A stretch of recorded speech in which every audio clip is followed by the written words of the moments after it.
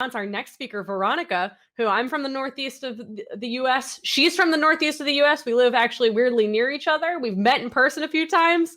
I was so excited when I saw I got to host this session. And it's ML.NET, Azure, and Xamarin. Best friends forever. Ooh. So, Hi, Veronica, Mary. take it away. Hi, Mary. Hi, everyone. I'm super excited to be here. And yeah, so we'll be talking about ML.NET, Azure, and Xamarin. So if you are a .NET developer or you are just planning to become a .NET developer, you have all the tools to be a machine learning specialist and also create cross-platform smart applications that are also connected to the cloud. So let's go through the slides. And here's the slides just to introduce myself. I am Veronica Kolesnikova. I am twice Microsoft MVP in AI. I have my master's in information technology. I love all the Microsoft technologies. I'm working with C Sharp, .NET, SQL, love Xamarin, love machine learning. Recently, I started working a little bit with Node.js and React and that side of things. And my hobbies are dancing, traveling, and aerial yoga. And that's it. That's the last slide. So never happened before. I'm moving straight to the demo. I'm not gonna have any more slides, so it's gonna be super exciting. And what I have here, I'm opening my Visual Studio. So I have the latest Visual Studio. I upgraded it a couple of days ago. So hopefully it all goes well. Fingers crossed. But I tested it before, so it should be fine. What is going on here? So you probably can see I have a lot of stuff going on. Here in my solution, the main thing here is that awesome Xamarin Forms project which can have that shared code. And you can see here that messaging app that is open, that is shared code. And then I can create specific code for Android and iOS, or I don't have to do it. Actually, for this little demo, I don't have really anything specific there. Everything is stored in that shared project. So we're just creating something once, and then we can use it in both platforms. We can add more stuff like tvOS and all that fun, amazing stuff that we can do with Xamarin Forms.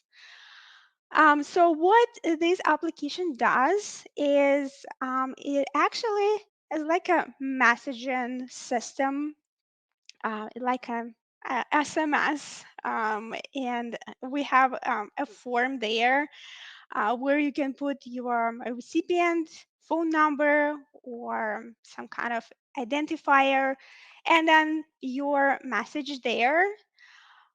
Then you click send button, and actually your application is gonna be really smart, and it is gonna analyze the text you are about to send and figure out if it's rude, offensive, or it is safe to send.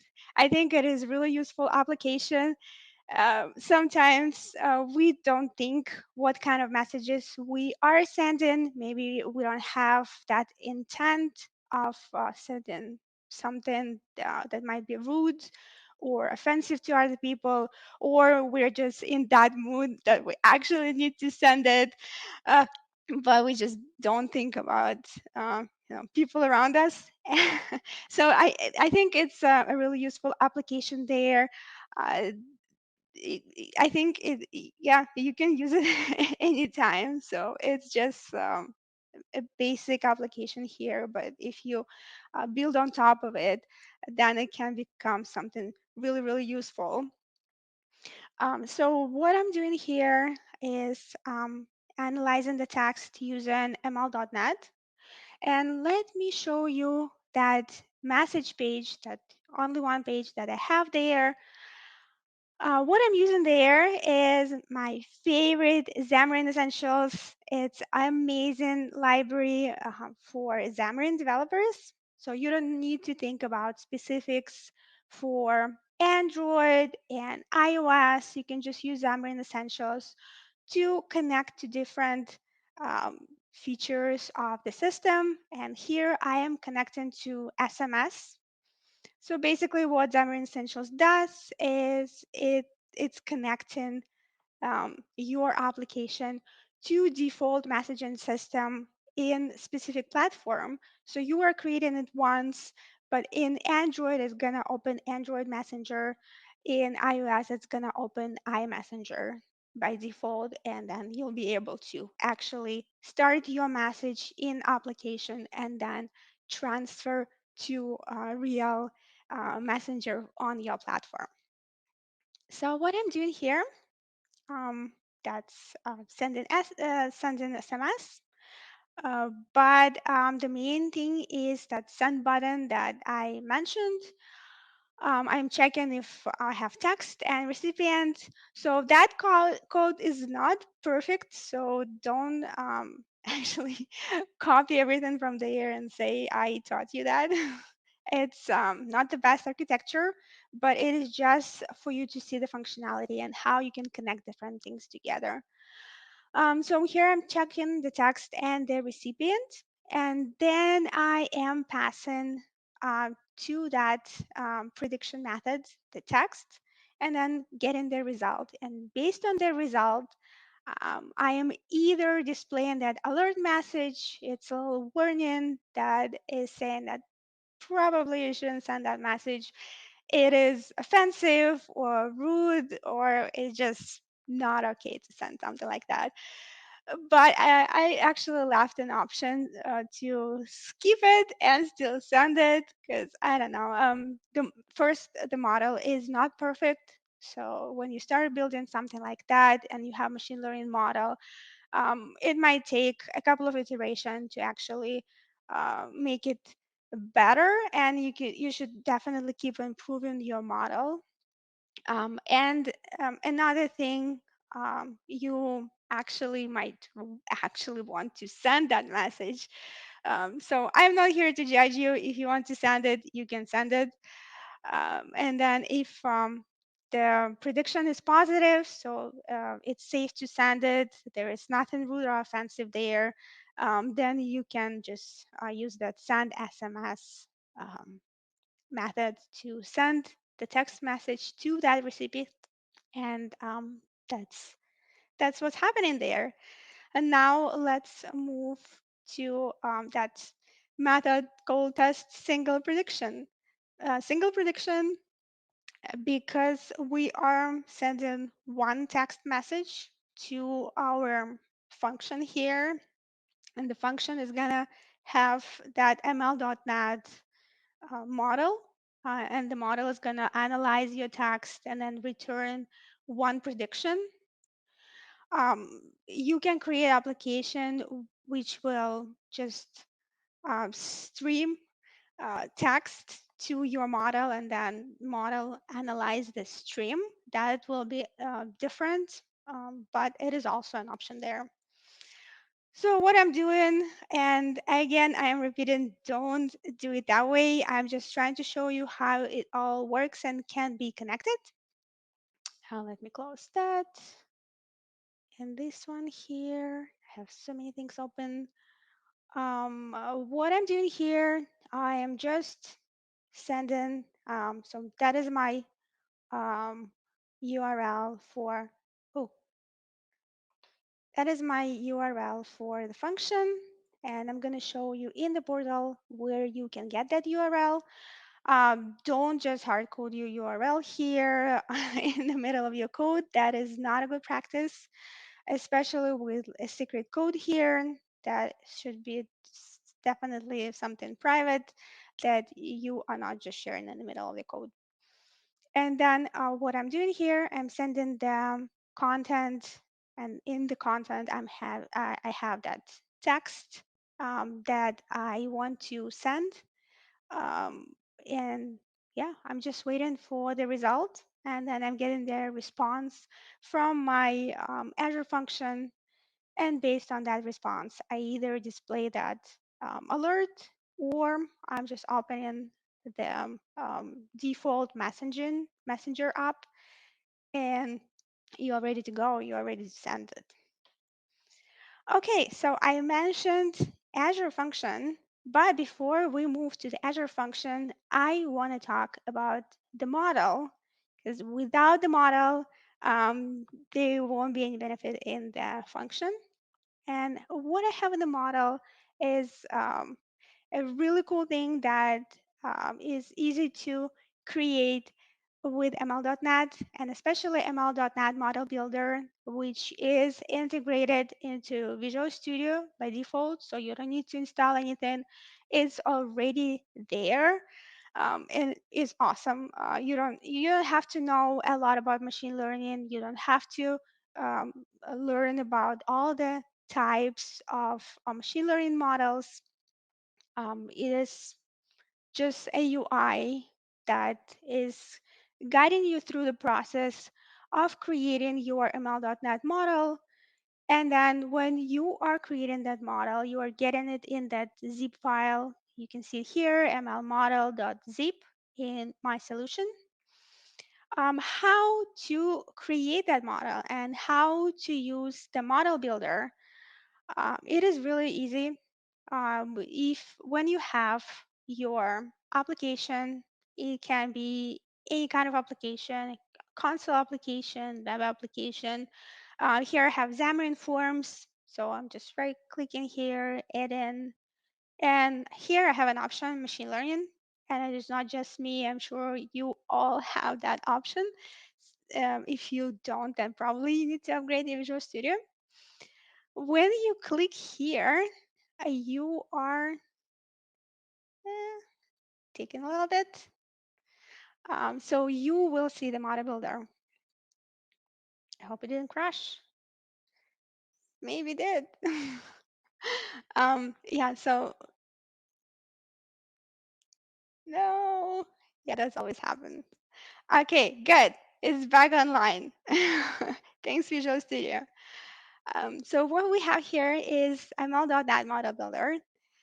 And you can see it's really fun, interactive. You can read what's happening, what kind of scenario you want to use, text classification, value prediction, image classification. So many different options.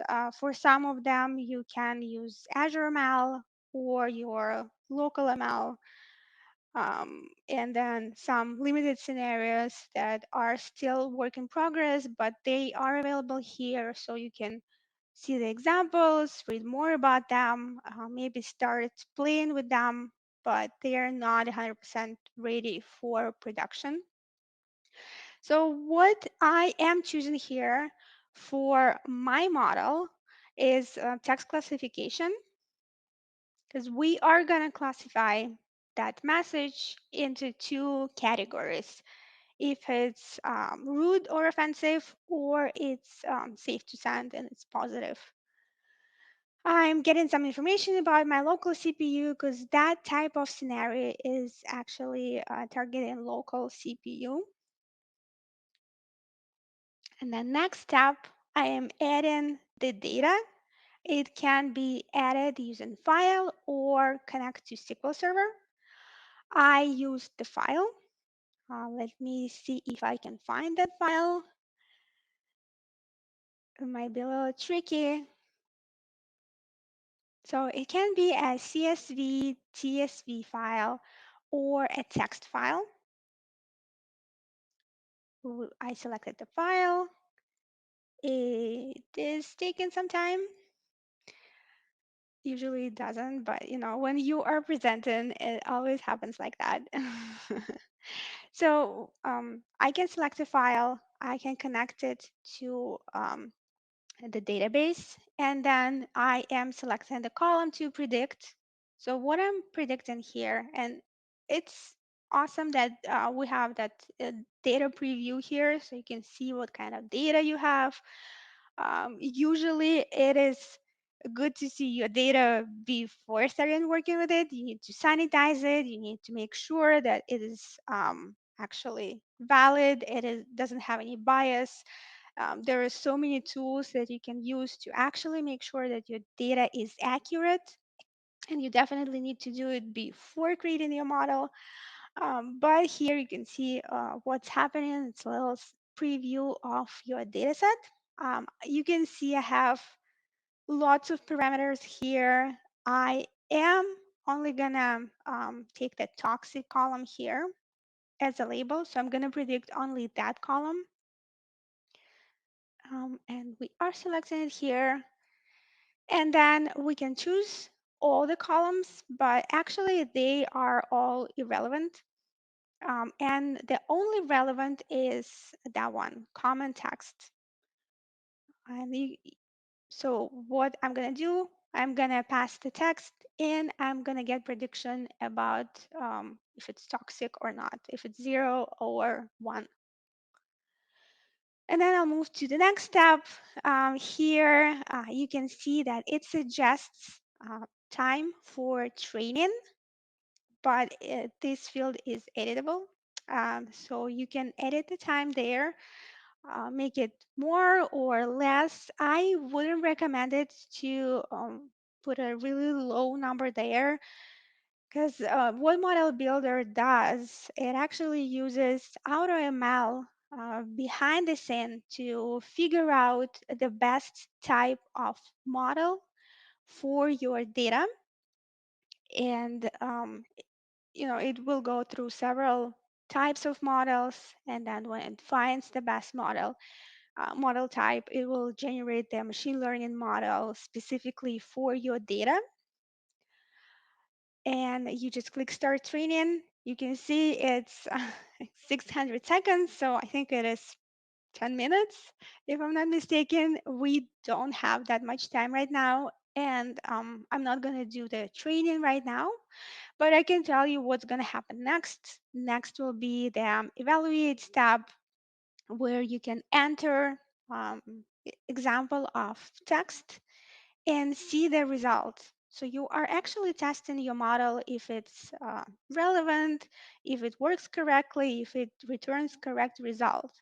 So you are entering the text and see if it's positive or negative, 0 or 1. And then based on that, you can um, go to the next step and create code. So when you are generating code, you don't need to do anything. The model builder is going to generate the code for you. It will generate two projects. One is the model. One is the model, and the second one is the console application. I deleted the console application. You need it just for to check in to see how your model works.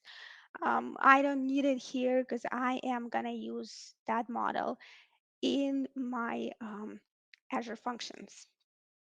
And so I'm not only getting the model, I am actually getting some data models. So those two classes to actually access your model and work with your model. And those two classes, they are um, perfect for interacting with that model and figuring out what data you need to pass and get the prediction out of your data. And then let's move to the function. Um, the function actually has two parts there. One is in our favorite Azure portal. I hope you can see my screen here. Here I created a function in Azure. I'm sure you all know how to create a function. Just go click on create a resource, select Azure function, and then you'll get a function. You can see that I tested it. It definitely worked before. So I'm going to show you how it works later. Um, so by default, when I created here, the function is empty, doesn't have any functions. So when you go to functions, it won't have anything. But I created a function in my Visual Studio, just created a new project in my solution, and the type of the project is Azure Function with HTTP trigger. So it is triggered by that HTTP call to that specific URL. There are so many different triggers. So when you start creating your Azure function, it can be signal R trigger. It can be just triggered um, at some point of time or in like 5, 10 minutes or so many minutes. So there are lots of different options. I chose HTTP just because it's just straightforward. It is easy to show what's happening there, but you don't have to do the same. You can use other triggers there, and it doesn't really matter. But when I deployed my model, deployed my function right here, I got the code to that I can test right in the portal.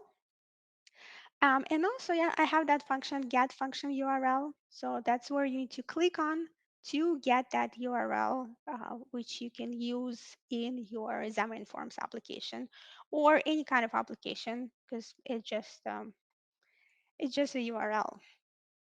So let's go back to Visual Studio. I'm gonna close that and go to my function. So that is the function project that I have here. I created that ML models folder so you can have a couple of models there. I have only one, so I copied over that ML model.zip file right there. And another trick there is when you go to properties of that ML model.zip file, it should be copied to output directory. That part is really important. Unless there are a couple of other options, if you store that model file, um, the model zip file somewhere else in a storage, maybe on Azure storage or anywhere on premises, then you can link it that way so you don't have to copy it over. But what I have in my Azure function, I have a lot of stuff here. It is actually not that scary because there are just several ways to access that model. You can see I have HTTP trigger here. It works with post. And then what I am actually connecting to that um, the model project that I have there. So that's the dependency. So I can access that class model input and model output. And those are for interacting with the model. And then there are two options to actually access the model. It can be, you can use the prediction engine pool and then use predict by using model by its name. And then I'm passing them data there. And in data, I have that text message. Or you can use a little more tricky way. Um, you can um, you can basically access by path. Access directly that model zip file by path, and then also create prediction engine and then predict the result.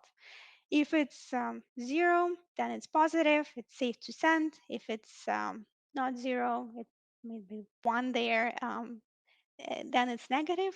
So you probably shouldn't send it.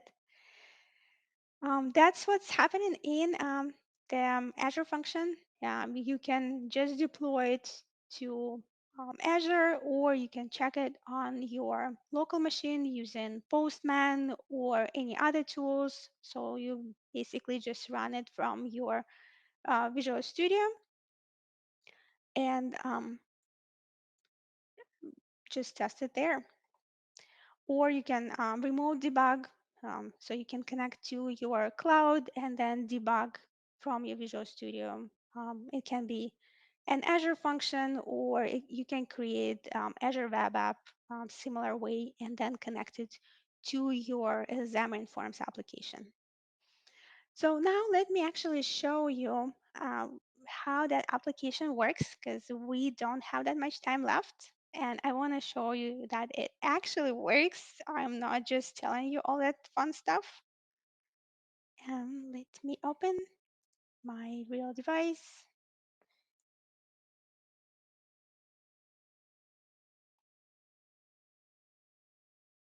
It is gonna connect. So yeah, that's my real device. I hope you can see it here.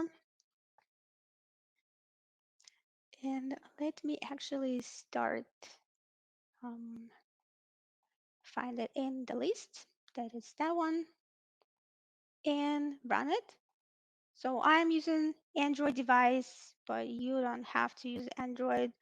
If you are creating Xamarin Forms solution, you can check it with iOS. If you have iPhone, I know Maddie showed how you can do it, how you can connect your iPhone to your Visual Studio to check it, or you can use Android phone. It is totally up to you. It is again taking some time. I think the Visual Studio doesn't want to behave today, but it is doing something.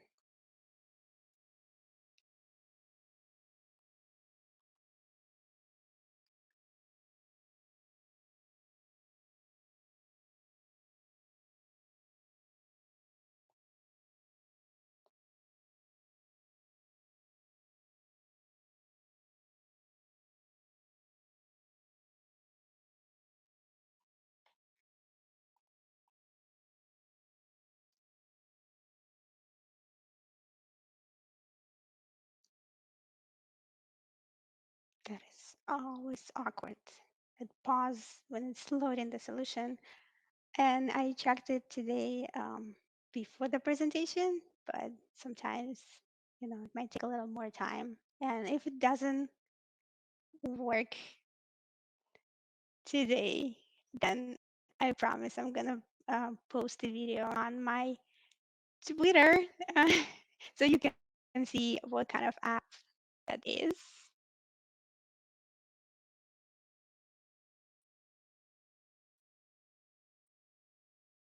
I think we have 2 minutes left. So maybe while it's loading, I can answer some questions.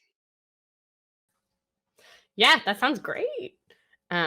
This is great. I'm very excited. I didn't realize how easy it was to do machine learning stuff in VS. That's very cool. So, and Visual Studio's taking a nap today. I think I'm ready for a nap too.